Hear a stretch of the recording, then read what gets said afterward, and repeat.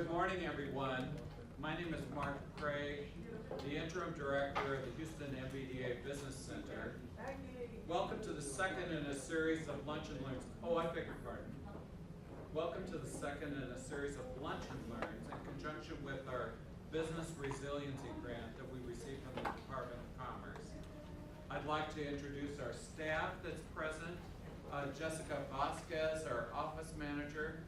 Gabriela Zambrano, who's a business advisor devoted to the Business Resiliency Initiative. And Warren Winston, business advisor with the Houston MBDA Business Center, who is leaving us. He's so we're all going to miss him terribly, and we're grateful for his service with us. Our next event will be here Thursday, March 21st at 11:30 a.m. and it's devoted to human capital, when to hire. And its featured speaker is with us today, Nicole Bello. Nicole. So please pick up flyers if you haven't already done so, and be sure to complete a survey before you leave. Our guest speaker today is an expert in his field with over 30 years experience. Ed Ryland is the founder and CEO of ARVO Realty Advisors. He is experienced in brokerage, consulting, as well as tenant and landlord representation. He holds a sought-after certified commercial investment member and master of corporate real estate designations. He is prominent in the minority business community and a client of the Houston MBDA Business Center. He is a proud father to Stephanie and Tiffany, who's with us today, and an all-around great guy. Ladies and gentlemen, Ed Ryland. All right, so good morning, good afternoon, or wherever we are, right? So, lease versus buy. Asking this question early will help you make great decisions. So welcome to the lease versus buy. We're happy that you're here and happy that you've taken time out of your day to explore this lease versus buy issue. So first of all, I want to say what we like to do is to have you guys introduce yourself, so we'll know who's in the room. I'll try to get around and meet everybody, and here's how we want that to happen. So I'll do it first. So my name is Ed Ryland with ARVO Realty Advisors. We are expert commercial real estate advisors. So one, your name, your company, and what you do in 5 words or less. If we do that in 5 words or less, right, we'll be done in 5 minutes. All right, let's start with you. Marvin Gill, Executive Director of Population Development. How many words was that? Okay, you're all right. Come on, next. 5 words or less. Bill Vason, ATEC, and we do computer network support for small business. Okay, that's close enough. In the corner here. Dr. Williams, I am founder of 5 Hearing LLC, and we do work with small community organizations, training them. All right, let's hop over here. Hi, good morning, everyone. My name is Ashley Martin. I'm the principal consultant for leadership. All right. Morning, my name is Axel Prayer. One of the owners of 121 Printers. We do marketing, printing and marketing solutions for customers. Fantastic. Amarillo, I'm the other owner of 121 Printers. And we do printing. All right. Words, okay. Nicole Bello with Smart HR Solutions, and we do HR outsourcing. I'm the president of C. All right, fantastic. So the reason we do that is 2 reasons. One is we want to make sure that we know who's in the room so that we can do business with each other. And I think we have one other person that we missed. Yeah. All right, sorry. Yeah, I'm just Jeremy Williams. I'm trying to apply for my MBA. I'm trying to learn gain knowledge. Okay, so he's a future business owner. All right, there you go. So you're in the right place. So yeah, we do this because we want to know who's in the room so that we can network and perhaps do some business with each other. Most of the products and services that people offer in this room today, I know we buy or possibly will buy in the future. So good. So welcome. Now, why is this lease versus buy important? We're going to talk about that, but I want to go over what the agenda is for today. So we're gonna cover a number of different things. We're gonna cover strategic real estate plan. We're gonna cover contrasting of leasing versus ownership, benefits of leasing, drawbacks of leasing, benefits of owning, drawbacks of owning, leasing versus ownership analysis. We're gonna look at how you analyze to make a decision on leasing versus owning property. Knowing your break-even point. At what point, we're talking in detail about that, at what point do you know, okay, now I should probably be buying and not leasing? And knowing your tax implication, we'll get into a little bit of that, and then we'll be talking about some assumptions. So why is this important? There's probably two critical reasons that this is important. One is commercial real estate, and in the facilities that you work out of, is probably one of the most impactful decisions you can make to the success of your business. When I look at the two areas in my company, and when I talk to folks who own small businesses, the main two areas that impact their profit and loss statement is their personnel, meaning the people that they hire and what they have to pay the people, and what they have to pay for their facilities, their office, what they operate out of. So to the degree that you can manage and control those will determine how successful you are in your business, in my experience. So that's one reason why it matters. The second reason is that commercial real estate is a generational wealth building vehicle. Most of the people who have been extremely successful and profitable have some degree of real estate in their portfolio, or they have learned how to use strategically real estate to further their business and grow their business, and to control expenses or to grow opportunities. So those two reasons: one, generational wealth building, and then secondly, the ability to impact your bottom line. What's the components of your strategic real estate plan? Did you go too far? Yeah.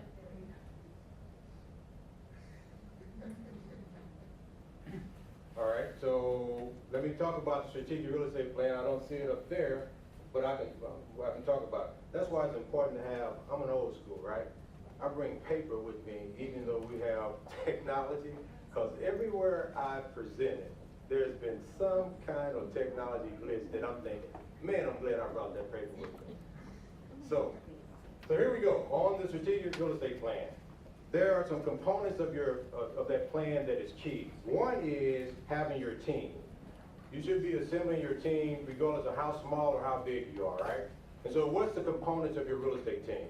You need to have a banker or a lender that you have some sort of relationship with, or that you started a relationship with. You need to have an attorney, and you need to have an accountant, and you should have a commercial real estate advisor to help you. Now, you may not need these people right now, but as you begin to grow your business and get involved in making these decisions on leasing versus purchasing, all of these people will be key to that success. So, your attorney, your banker, your accountant, your commercial real estate advisor. The other thing that you want to do in your strategic plan is you want to take a short view and a long view of what you plan to do in your business.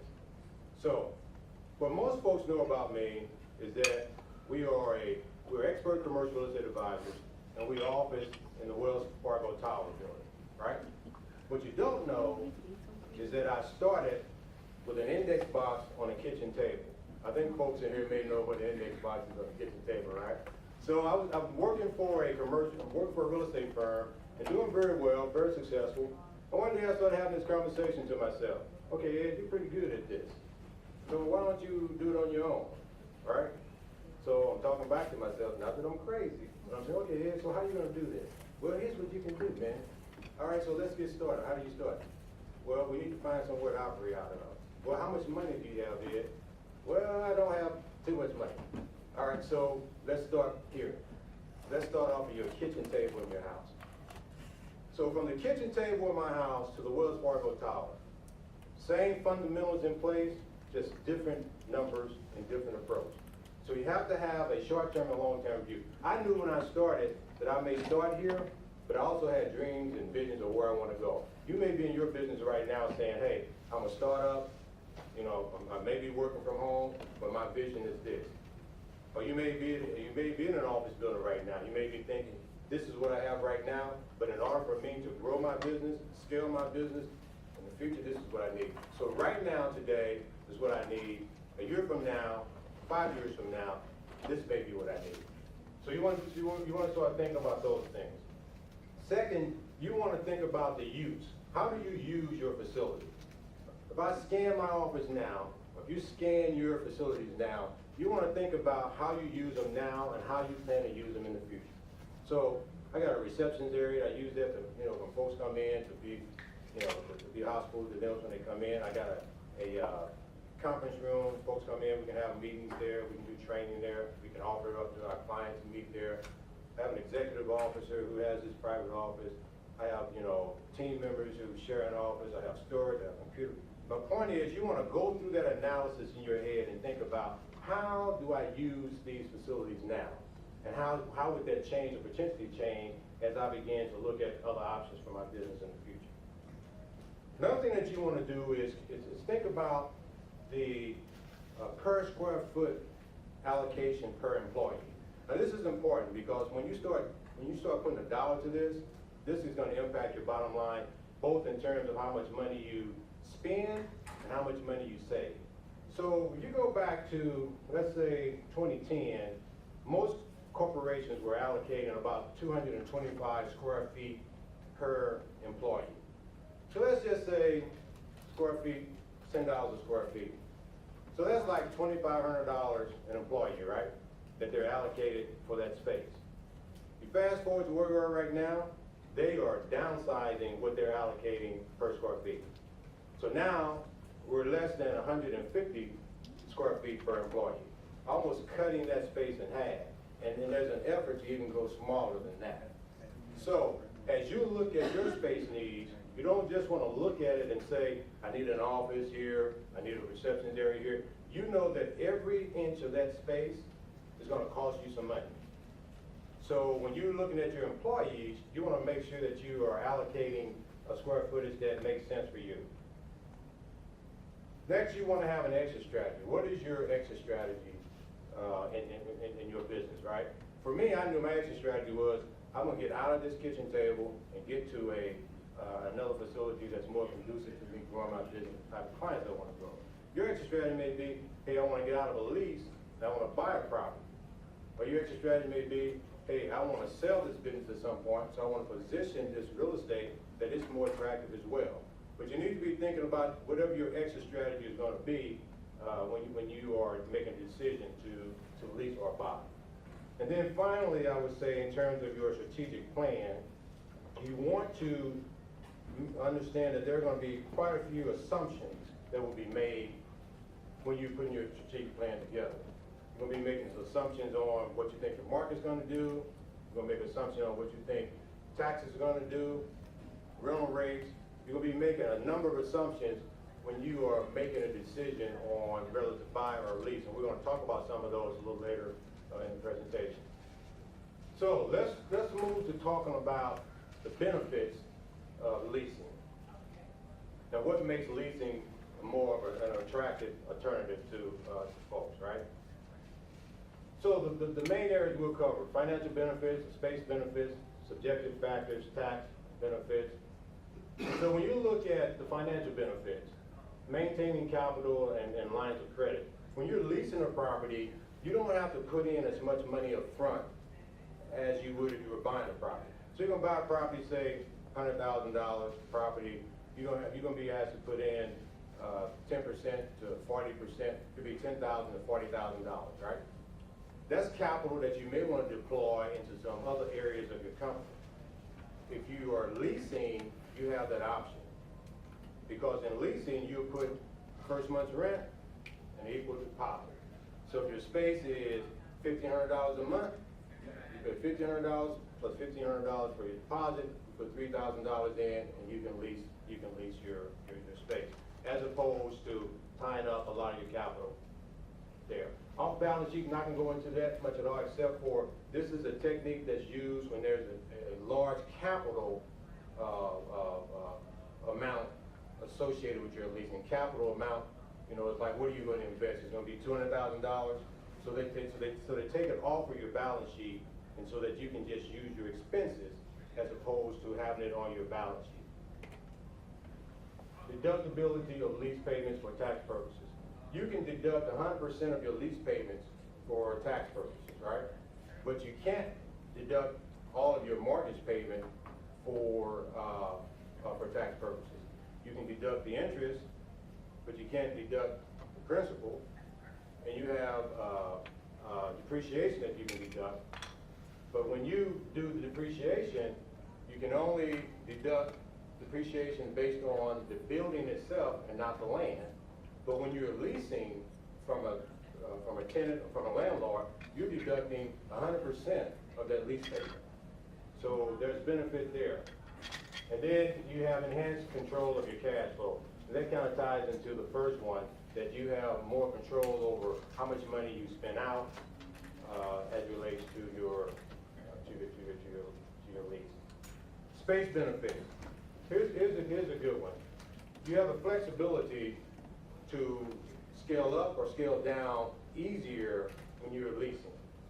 Because when you are leasing, you can decide today that I want to open up an office, somewhere else across the country.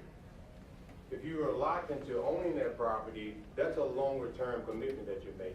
When you're leasing, you can lease for 3 years, you can lease for 5 years with termination options. So you say, hey, I think I'm going to be here for 5 years, but I want to be able to have the right to terminate in 3 years. So I don't know where my business is going to go, but I want to make sure I lock in a rate, but I also want to have flexibility to move around if I have to. So you can negotiate flexible terms in there. The ability to expand more quickly, as I mentioned earlier, then the ability to expand and contract as dictated by the business cycle. So one of our clients was Hewlett-Packard. And when they acquired Compact, they had a huge portfolio of real estate. They had office space, that they were leasing, and they had warehouse space that they owned. And so our job was to come in and to put together a strategy that helped them contract. They had all this extra space. Now, two scenarios here. They had office space that they were leasing, so they had terms in there where they can terminate and get out and buy out of that lease. And then they had a warehouse space that they owned that they couldn't.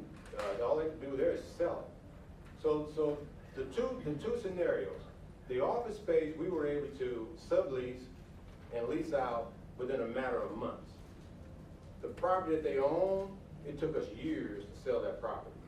So when you're talking about the flexibility of being able to, ability to expand and contract, dictated by the business cycle, that's kind of what we're talking about there. That you have the ability to expand or contract based on what the business cycle is doing. Subjective factors, remove the ownership risk, including obsolescence, right? So you buy a building today, you think it's going to be a perfect building for you, but over time it gets old. You look at some of the office buildings now that are now experiencing that. They're having challenges in getting tenants in. They've got deferred maintenance issues. So those are some things you want to be aware of. Loss of disposition,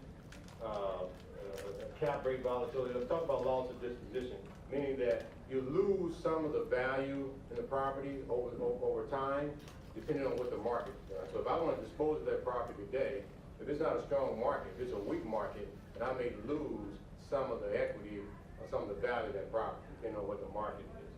Cap rate is just a term that's used to put a value to an income stream. And those cap rates fluctuate depending on the economic environment we're operating in and the real estate market we're operating in. Let's talk briefly about tax benefits. We talked earlier about lease payments being deductible, property taxes being deductible, insurance being deductible, utilities, and those things being deductible with your lease payment. One of the biggest benefits of leasing is that you again become more flexible to expand and contract based on what your business is doing and based on what the economy is doing. Okay. Next slide. Now let's contrast that with the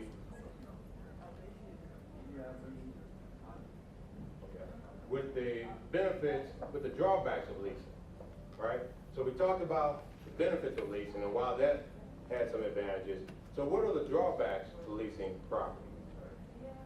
no potential investment, higher monthly payments, and no property control. When we talk about no potential investment, the thing I just want to point here is that you don't own the property, so you won't be able to participate in any upside of the property. So if you bought that property for $100,000 today, if that owner bought that property for $100,000 today, and it appreciated to $200,000, if you're leasing, you don't participate in that upstream, so the owner does. No potential income potential. So if you're leasing, you're paying and not receiving. So if I had a building where I'm leasing a portion of it, and I lease out a portion of it, then I can participate in the income stream.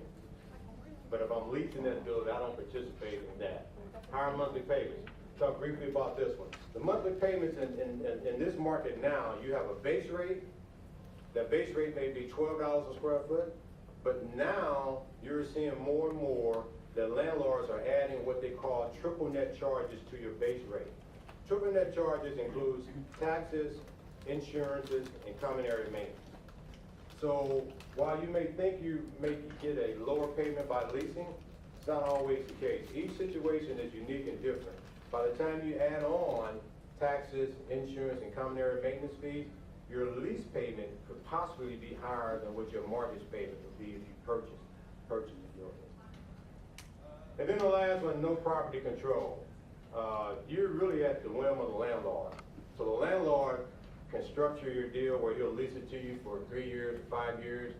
But at the end of that 3 years, he may make a decision that, hey, I don't want this type of use in the building anymore, or I've got another tenant, or I want to sell the building. So you're at the whim of the landlord, as opposed to if you own your building, then you have the control over how that's going to be done.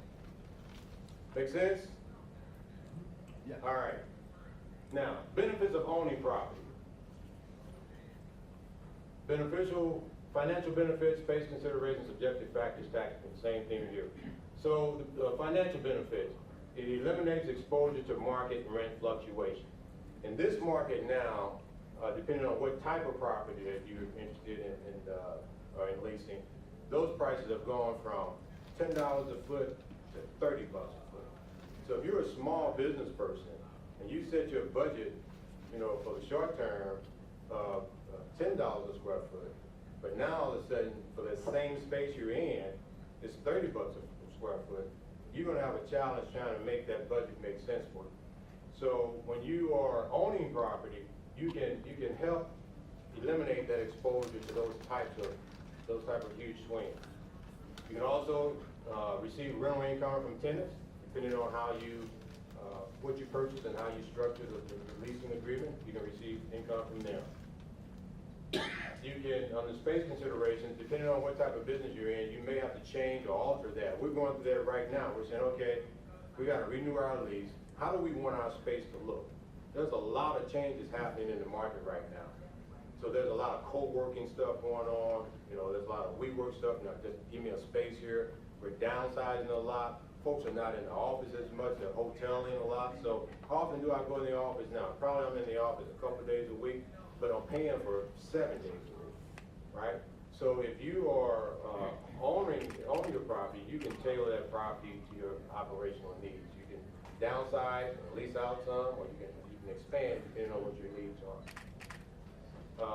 Subjective factors, and here, it promotes an image of strength. When people say that they own property, it kind of sends an image of, hey, this is a pretty strong company. They look like they're successful, and perception becomes a lot sometimes when you're in business. Tax benefit, interest expense, depreciation, and some of the non-mortgage related expenses like repairs and those kind of things can be deducted as well. So under rental potential, there's possibly upside in terms of renting out to other tenants. You can possibly increase the rent that will help cover your monthly payments. And then the asset appreciation, that talks about over time. Commercial real estate is really a solid investment most of the time, meaning that the value will appreciate over time. What percent it will appreciate depends on how strong the market is. So it may appreciate 1%, 2%, 3%, but in most cases, you don't have depreciation on it unless we had a very, very, very difficult economic time overall. All right, so commercial real estate is a hard asset, meaning that it's not as liquid. If you have a CD or if you have a savings account, it's more, you can turn that into money quickly, right? Even if you have a CD and you need it today, you'll pay a penalty on it, but you can get some cash out of it quickly. Have a savings account, you can get cash out of it quickly. Have stock, you can sell it and get cash out of it quickly if you need it. Real estate is not that way. Commercial real estate is not that way. It is a harder asset to turn into liquid cash quickly. So you want to keep that in mind. So increased liability. So if someone falls on your property, you're gonna get sued. So that's a liability. Harvey came through here, you gotta be responsible for taking care of all those issues, dealing with the insurance company, dealing with the contractors, all that stuff, to get that property back up and running. We have clients right now who are still dealing with that because landlords, no one expected a Harvey to come through the way it came through. And landlords' insurances were not adequate for that situation. And so there's challenges in getting that property back online. As an owner, those type of liabilities you just have to be aware of. And none of these things are areas that we want to scare you with, but just make you aware of them as you're going through the process of making that decision. Downside risk, as I mentioned, hasn't been in recent memory, but when I first got in the industry in the 80s, this was a very, very difficult market. There was a lot of foreclosures out there. Properties were being sold at, pennies on a dollar. So there's always a risk of downside, but based on the economic indicators, this is a pretty strong market. And then a lack of flexibility as it relates to the leasing portion of it. All right, so here's some things to be aware of that may affect your decision as you were thinking about leasing versus buying. You want to pay attention to the economic indicators, right? Is this a strong market? Are interest rates going up, going down? Employment and jobs. What drives commercial real estate is population and employment. So if those indicators are strong, then commercial real estate is going to be strong as well. What's happening socially? What's happening demographically? And what's happening on the technological side? Technology is driving a lot of the real estate decisions now. Because folks are saying, I don't necessarily need an office space to work out of. I go to Starbucks and work out of Starbucks, or I go to a WeWork and I work in one space. So, and technology is driving a lot of our decisions, even if you have an office. I don't want to deal with the traffic, so I'll work from home. I'll just plug in and work from home until the traffic dies down, and then well, what can be done with that space when no one is using it? Can that be turned into an income stream for you? Or what can you do with that?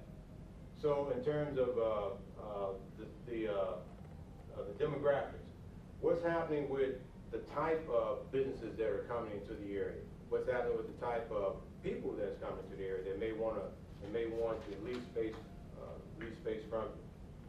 These factors influence the quantity, type, and availability of space in a given market over time. The availability of cash, which is capital flows, and public policies also make a difference. So here's a public policy that's happened recently. So you may have heard about the opportunity zone, right? You guys may have heard about the tax law that was changed. They created these opportunity zones. Well, opportunity zone is another vehicle that investors can use to defer taxes. So there's a lot of money out there now going after, chasing after real estate deals. So what does that mean to you? That means that if you're in the market looking for a property to buy, then you're going to be competing with a lot more folks looking for property to buy because of this one change that created these opportunity zones. So be aware of the public policy issues that can impact your decision making as well. So 6 factors to determine the current real estate cycle and kind of where you may be in that cycle.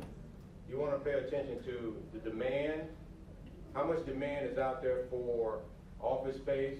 If you're looking for office space, the time you want to look for office space or negotiate your deal is when there's an oversupply of office space. So right now, let's talk about Houston. Houston, oil was at $100 a barrel, right? Office space was tight. I mean, people were leasing space and The vacancy rate was low. All prices went to $50 a barrel. Remember that, right? $50 a barrel.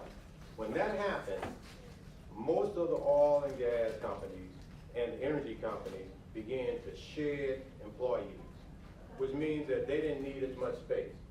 So about 5 million square feet of space got dumped onto the market because of that one economic issue, going from $100 a barrel to $50 a barrel. So now you have a surplus of office space, right? So this would be an environment where if I'm looking for office space, I can probably negotiate a pretty good deal for myself. Longer free rent, a lot more abatement, a lot more amenity issues, because I know this market is there's a big supply of that. Now, if you keep that in mind, Houston was a tale of two cities. On the west side of Houston is where all of your oil and gas companies were, and those were the companies that got hit very hard, and those were the companies that had all this extra space on the market. On the east side, the petrochemical side, that market was pretty tight. So even within a market where you have an oversupply, you have to look at the sub-markets to make sure that for your particular case, you understand what the supply and demand is, so you can put together a strategy to negotiate on your behalf. Vacancy levels, you want to make sure that you understand that. Vacancies right now in industrial space, warehouse space, is like 4.5 or 5%, a real tight market. If you're looking for something 15,000 square feet or smaller, it may be challenging. What you see happening right now is 100,000 square feet, 500,000 square feet that they're building in the industrial side. Retail, if you're looking for a good A-class retail space, if you happen to be doing any retail stuff, that market is tight. The office market is probably the weakest market right now, but if you're in the Galleria, it's a tighter market. So depending on where you are in the city will determine what type of rental rates you're getting. Cap rates, we talked about that earlier, depending on the particular product or the type of commercial real estate you're looking at. That cap rate, which is the capitalization rate, is what you use to take your income stream off of that and develop what the price of your property will be. So for instance, if your net operating income, after you get your gross income, take out all your deductions, you get down to net operating income, if that's $100,000 a year, and the cap rate right now is 10%, that means the value of your property is $1 million. Follow that? So you're gonna take, in that scenario, that's how capitalization rates are used. So you wanna pay attention to that. The higher the cap rate, the lower the value of your property. So you wanna be sensitive to that. And then investors' interest. There's a lot of international money coming into Houston that will compete for your dollars here as well. So if you're looking to buy commercial property, there's a lot of cash buyers on the sideline looking to come into Houston. Now, Houston is a pretty hot market. It's a gateway market now. So if you're out looking for properties, you just want to be mindful of that. You may have had, 3 or 4 months to make a decision on a property. May not be that way now. If you find something that fits your strategic plan, you may want to think about pulling the trigger on it as opposed to saying, I'll wait, next year and see what comes up. All right, other factors that you want to be considered is that will you outgrow your space? And we talked about this earlier, I start from the kitchen table, but I'm gonna go here, give some thought to that. Do you want to deal with the house or maintaining the property? Right now, something goes wrong in my office suite, I just pick up the phone call down to the management office, right? If you own that property, you're the management office. So do you want to deal with the house or that? Can you afford to tie up your liquid capital in commercial real estate? Would you rather use that for some other way to grow your business? Do you want the flexibility of a lease or the stability of a market? Flexibility of a lease means that you can move easier and you can expand easier. Now, local trends in the commercial real estate market. These things are other things that you want to consider when you are making your decision on whether you're going to lease or buy commercial property. Okay, here we go. We're going to make a decision, or you're going to make a decision on whether or not you should lease or buy property. Now here's the case study. Here's the scenario. So our client, or your client, MBDA, specializes in consumer products, and they got a staff of about 15 people, and right now they're occupying about 10,000 square feet of space. for technology and development. Right? Now, what they've done over the years is that they have expanded that space based on other tenants moving out. So they've expanded that space. Now, the remaining tenants in that building announced that they were going to be leaving also. And so the property owner approached MBDA, and they said to MBDA, listen, do you want to lease the rest of this building, or do you want to buy this building? If you lease the rest of this building, there will be one price for leasing. If you buy it, it's going to cost you about $4 million, $100 a square foot. So the basic assumption for this lease versus own analysis is the selling price, it's going to be the rent that they'll pay, it's going to be operating expenses for the 10-year period of time. We're basing this over a 10-year period of time. And it's going to be based on them selling the building for more than the $4 million that they bought it for, more than $4.4 million, assuming a 1% appreciation, assuming that the building appreciates at 1%, all right? So here's some other factors involved. If it's a lease, rent for each of the first 5 years is going to be $300,000, $750 a square foot. The operating expenses would be $100,000. That's $250 a square foot. And for the last 5 years, rent would be increased to $368,888, which is $9.22 a square foot, and the operating expense will increase to $120,000. Okay, that's a lot to absorb right there, right? That's a lot. Okay. So question for you. Should they buy or should they lease? Just take a guess. Buy or lease? Just more for decision making, because I mean, sorry, I'm technical, so I start looking at stuff like, they, what kind of product are they selling? They only got 15 employees. There's other people who's leaving. So if other people are leaving, we just want some space, and now we're being determined about buying some other space. Either the owner can't lease that space and get other people to do it, so they're trying to get us to do it. So I'm looking at that and then projecting, because that goes back to understanding what kind of product it is. That's why I'm like, I don't know if I can answer that, because I have to consider all these other factors. Okay, good point. Buy or lease? Are you buying it or are you leasing it? Come back to you. Take a guess. Just say buy or lease. That's a great question. That's an excellent question. Okay, so he said buy or lease. Buy or lease. I think, Buy or lease. I think the lease payments are gonna be more than the value of the building at the end of the 10 years. Interesting. Buy or lease. I would have to say, I mean, how many other tenants are in there? Are people wanting to go to that location? If it's empty, then I don't know if I would buy it. I would have to see that was hot property or somewhere else before I made that decision. Good comment. Buy or lease. Buy or lease. Okay, this is interesting. Okay, all right. So let's talk about this. You have your option now. You making the decision whether to lease your property or buy your property. So now I want to introduce to you present value. All right?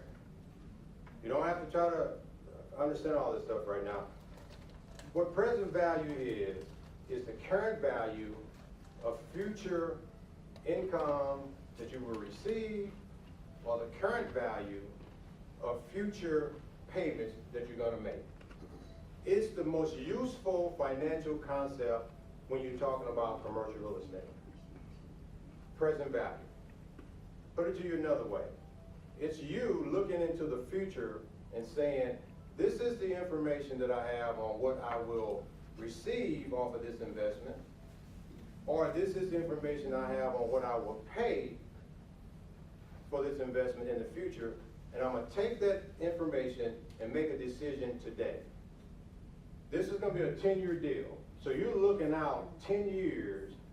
You're taking information from 10 years to make a decision today, right? So we're going to talk about how you make that decision using this present value approach to it, which is the most useful financial concept that's used in commercial real estate. That's why when we talked earlier about your team, you don't have to know all this stuff. You just have to have a team member that can help you understand it. Your attorneys, your bankers, your accountants, your commercial real estate professionals. So let me stay on present value, because that's how you're gonna make the decision on whether you're gonna buy or lease, and it may be interesting to you guys. So here we go. Present value. If I said to you, I'll give you $100 today, or I'll give you $100 a year from now, what would you select? $100 a day or $100 a year from now? Day. Why? You don't know What is gonna be a year? what's going to be a year from now. The value of the $100. All right. Who else had a comment? I got a saying that says, a bird in the hand is worth more than two in the bush. Okay, so what about this? I'm guaranteeing you your $100 a day, and I'm guaranteeing you get $100 a year from now. Nothing's going to change that. You will get that. Any change in my mind? Well, inflation, because my $100 today might only be $80, you know, when you give it to me later. Okay, that's a good concept. All right. The interest you could earn on it in that period. These are all good things. Okay, what about this one? I say I'll give you $100 today, or I'll give you $110 a year from now. Guaranteed. What you going with? I'm going with the future. So you say you'll take $110 a year from now. The interest rate's so low right now, so I might be All right, so this is like, what, a 10% return? Yes. Give you $100 a day, or $100, $110 next year, no risk involved? Okay, so which one would you take? Okay, 110. What if I say to you, I'll give you $105 today and $110 a year from now?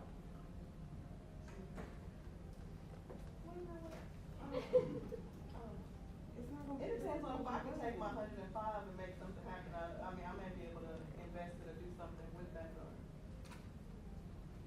But I'll be able to consult my banker and my specialist. That's what you should do. You should consult your banker and your accountant to make that decision. Right, so you can see it gets a little more fuzzier here, right? Okay, so let's say this. We're gonna talk about some terms. So let's say that this $100, you're gonna get a 5% return on it, which gets you to this $105, right? So you take $100 and you multiply by 1.05, that gives you your $105, right? Here's where present value come in. What you're trying to do is to get apples for apples on leasing and buying, so you can make a decision based on what the present value of that opportunity is today for you, if you had to make that decision. So if you were talking about earning money, growing your income, and you said, okay, $100 a day or $105 a year from now, that's an increase, right? If you're talking about payments that you want to make, you're trying to figure out how you keep your payments or the cost of that investment as low as possible. So in order to figure out how you get back to the present value when you are trying to reduce the cost of your payment, you discount it back, right? So the present value is taking current opportunities, taking the current value of future income or future payments. So you're going to take the current value of this, and you're going to take the current value of this, right? And you're going to discount it back. So I know I'm confusing you, but let me back up a little bit and talk about that. So the present value of $110 based on a 5% rate. When we look at these terms, be careful. We talk about yield on your investment. We talk about return on your investment. We talk about opportunity cost. We talk about discount, your discount rate. All of those terms are sort of the same thing, but apply differently. When we're talking about growing your money, we're talking about getting a return on that money. We're talking about getting a yield on that money, right? When we're talking about discounting a future value back to a present value, so I can understand what that number is, that's your discount rate. But it's all the same thing. This is your opportunity cost, this is your discount rate, this is your yield, this is your return. Opportunity cost means that, hey, if I got $105, where else can I take that $105 and use it to make more money? So if I give up that $105, I've lost that opportunity to take that money and do something else with it. So here we go. $110 at a discount rate of 5% in a year's time is worth $104.76. So I ask you again, would you take $105 today or $110 a year from now?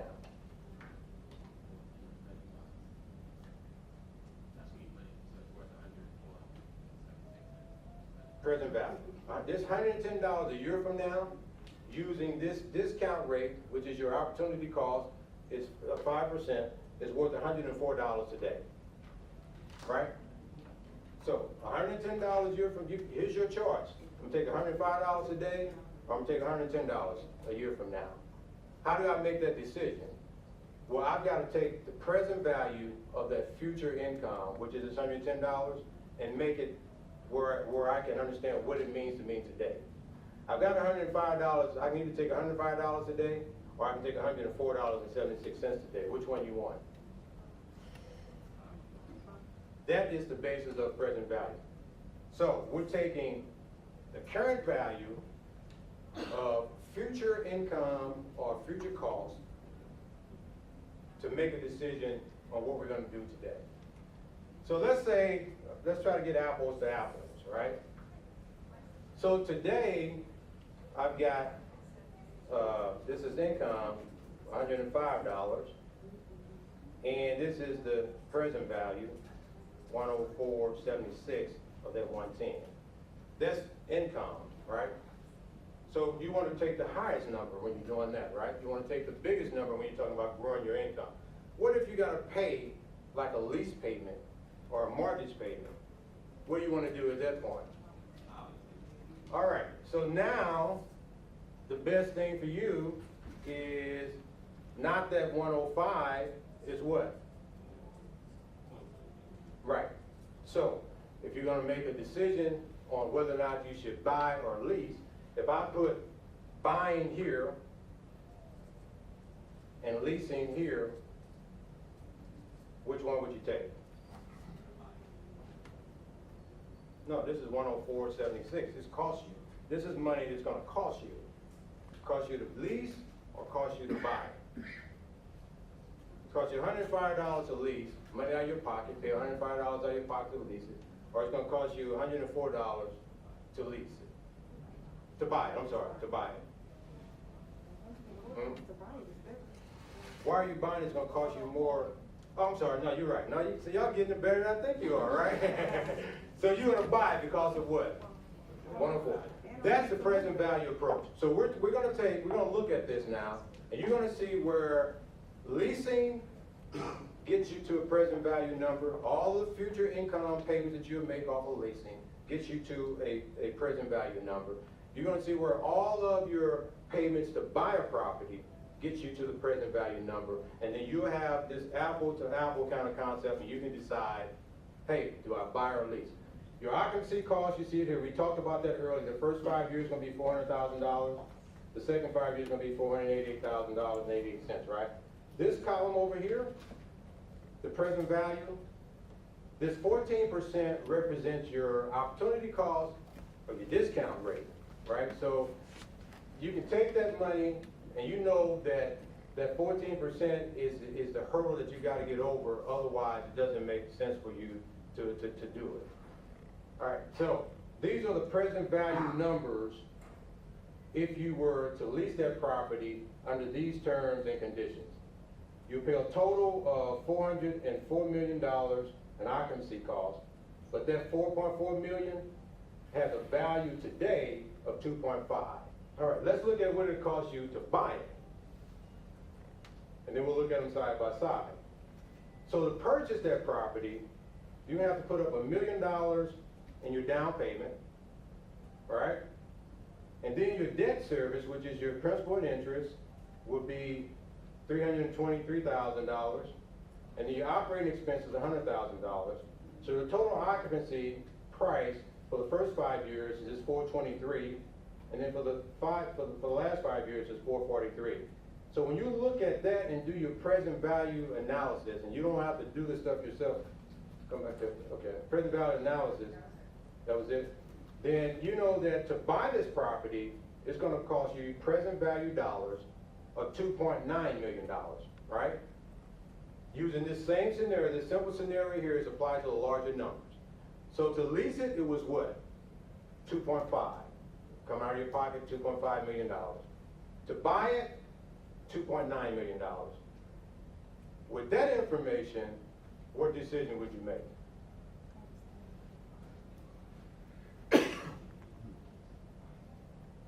You still buying it?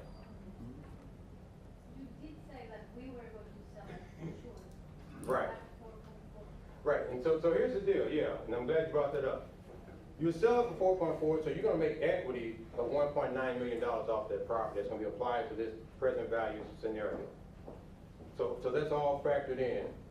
At the end of the day, your decision is today. You're taking that information from the future and you make a decision today. Do I wanna pay $2.5 million today to lease it? Or do I wanna pay $2.9 million today to buy it? Present value, future income, making a decision on the present. What are you doing? You said we're both percent of 4.4. Yeah.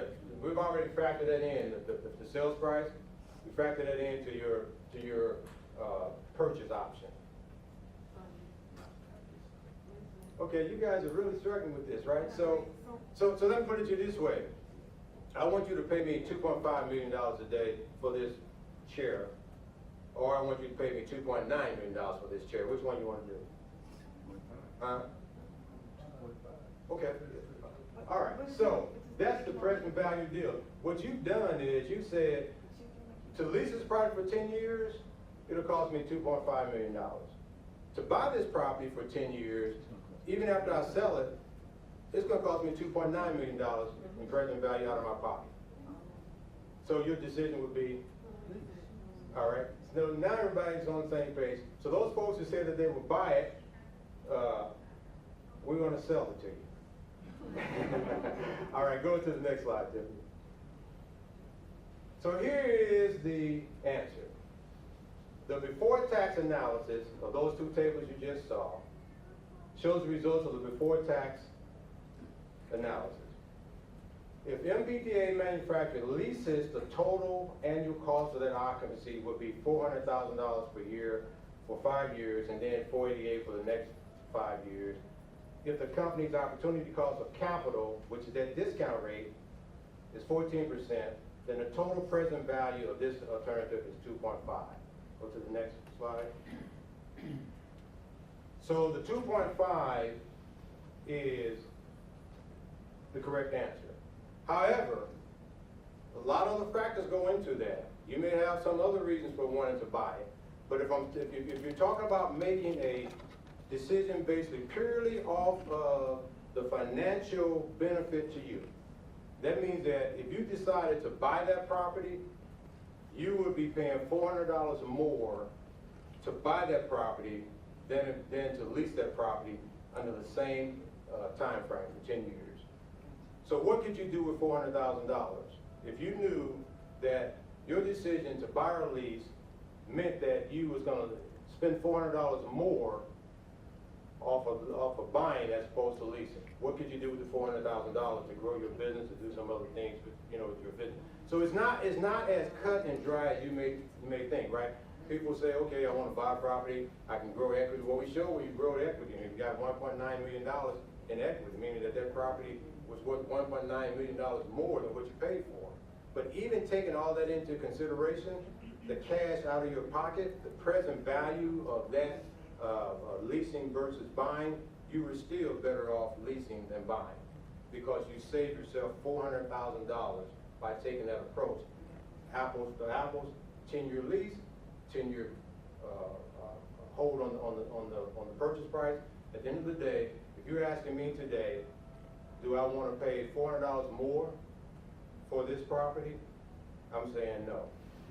So I'm going back to this owner. I'm saying, hey, thank you for offering to sell the property to me at $4 million, but I think I'm just going to continue to lease for the next, whatever. Those are this is maybe a bigger number than you're dealing with, but that's the thought process that you want to go through when you were talking about deciding whether or not you want to lease and buy. All the other things that we talked about are good to know, and you need to know that stuff. But when you get down to the numbers, making a decision on numbers of buying and lease, you really want to pay attention to this present value stuff because it's the most useful financial concept that's used in trying to determine which way you go as it relates to commercial real estate investing. So some final takeaways here. One, know your break-even point. There's a point where leasing does not make sense or leasing makes sense. And somewhere between 7 and 15 years is when leasing probably does not make as much sense for you to do. You have to know that. So is it if I'm leasing for 10 years, I'm better off over 10 years. In this case, I'm better off buying. If it's under 7 years, under 5 years, I'm better off leasing. So you have to run those analysis too and know what your break-even point is. Is it 7 years leasing? Is it 8 years leasing? I mean, what is the break-even point there? Quick takeaways about some tax implications. Leasing will allow you to depreciate the land as lease payments or deductible business expense. And by this, we mean that when you pay a lease payment on your space, if I was leasing this space out and I paid a lease payment on this, I'm paying a lease on not only just the space, but the land that it's sitting on. So the landlord is going to float that cost up to me, and I'll be able to write that off as an expense as well. You make assumptions, you could possibly make out of you and me. So you want to make sure that your assumptions have been well thought out, validated, and that you have the right experts around you to help you make those assumptions. There's no guarantees, things will happen, but when you're making these assumptions, have some basis for making the assumptions. And here's some of the assumptions that you have to deal with. Upfront costs. We said that your down payment to purchase would be somewhere between 10%, but it could go up as high as 40%, depending on your particular situation. So you're making some assumptions about that. Monthly recurring costs. You don't know if your triple net charge, those taxes, insurance, common area maintenance is going to stay the same. It's going to adjust. Most of the time, the landlord tax is going to go up, insurance is going to go up, maintenance stuff is going to go up. They're going to pass it along to you, but you're going to make some assumptions around that area. Your opportunity costs. That was the percent that we used earlier. That was 5%, 14%. Those terms sometimes could be confusing. Is it my return? Is it my yield? Is it my opportunity cost? Is it my discount rate? But your opportunity cost is that percent that you could take that money and go somewhere else and do something with it. You're losing that opportunity if you take that money and invest in commercial real estate. So you want to know what that opportunity cost is. Tax savings, asset price appreciation. When we talk about asset price appreciation, how much will this property appreciate in a year from now, 2 years from now? And you can get those kind of trends and information by using your consultant, right? We can look at trends. We try to look at, look at a 10-year trend. You can kind of see where things are going. Unless the economy is getting ready to tank or we have some challenges, you can kind of get close to where you think appreciation may be going. Increases in business equity, money earned in the sale of the property. You want to know how much at the end of the day, how much equity you're going to build. And not only just equity, when you get that equity, what are the costs that's going to come out of that? So at the end of the day, your bottom line is, okay, yeah, I got, $1.9 million in equity, but it's going to cost me $1 million in all these costs. So really, I just walk away with like $900,000. You want to know what that is, and then the future rental rates. When you are forecasting out your 5-year, 10-year, looking out. Right now, you say, okay, I'm paying $10 a square foot. I think the rental rates are gonna probably go up to $12 a square foot, or maybe it'll go down. So you want to have make some assumptions about that. All right, let me open it up for questions. We got a few minutes here. What question? Was the information helpful to you? Yes. Was it too overwhelming? No. Yeah. What was the one takeaway you got from it? Let me kind of go around the room here. I'm stuck on the part for leasing because you can actually have all that deduction when you do your taxes. So that works for me. Okay. Around that. What would be the takeaway for you? I hadn't considered the present value calculation. Okay. Back in my mind was years ago, but it's like you forget these things. Yeah. What about you guys? Present I value. remember learning about it and not, just absorbing it, not until I began to look into starting my own business, but it wasn't, a factor, not intentional. Okay. All right.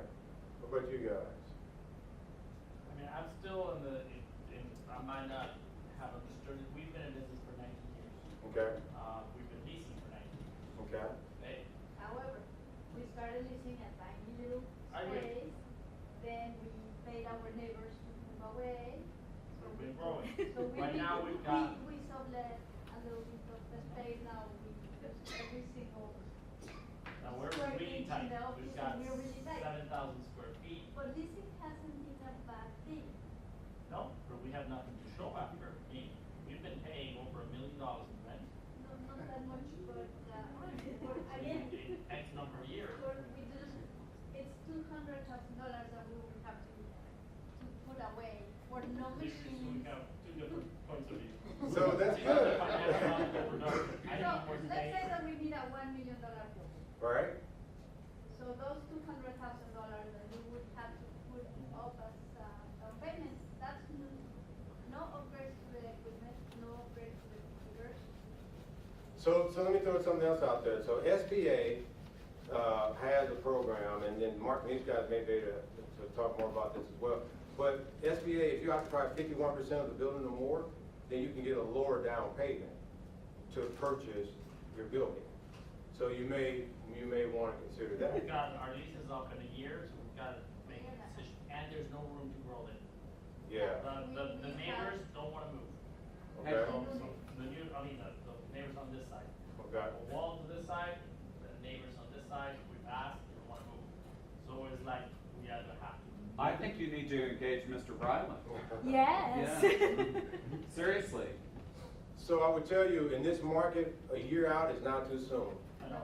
That's what we did. That's what- Well, okay, all right, year out's not too soon. So that's an interesting, so that's interesting where you are right now. You're in this kind of lease purchase kind of conversation yourself, so that's And great. we have to move, so that means moving all the equipment that we have, is probably gonna cost us $30,000, $30,000 to move.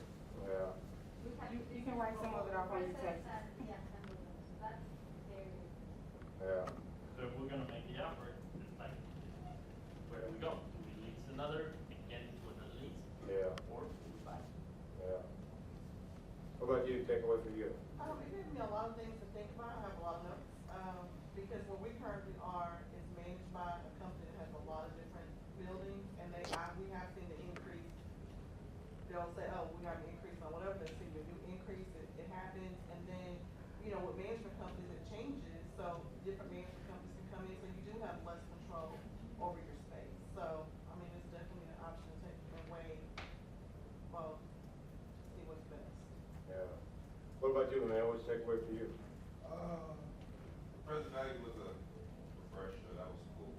But when you mentioned things to look for, and you said technology, it just had me thinking about how you don't sell used to the emerging market got foreign money coming in. But a lot of people now, like you said, like working at home, Starbucks, or WeWork. So I'm just curious to know how creative people are going to be in this market moving forward as far as properties to develop. Makes sense? Yeah. Because like here downtown, you have all these people working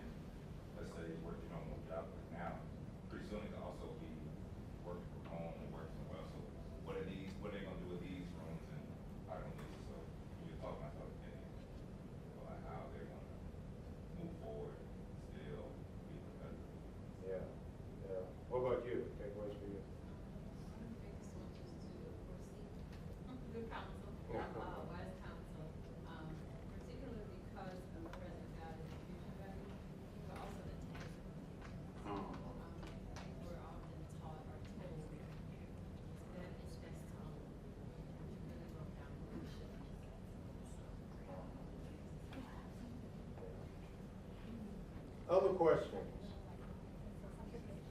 So we're here to help you guys. We can make sure you get our cards. We can help you, happy to do it. No cost to consult with you. If you got a thought or an idea, we help clients all the time, buy, sell, and lease commercial property across the country. In most of every case, there's really no charge for us to help you do that. Houston is really a strong market right now.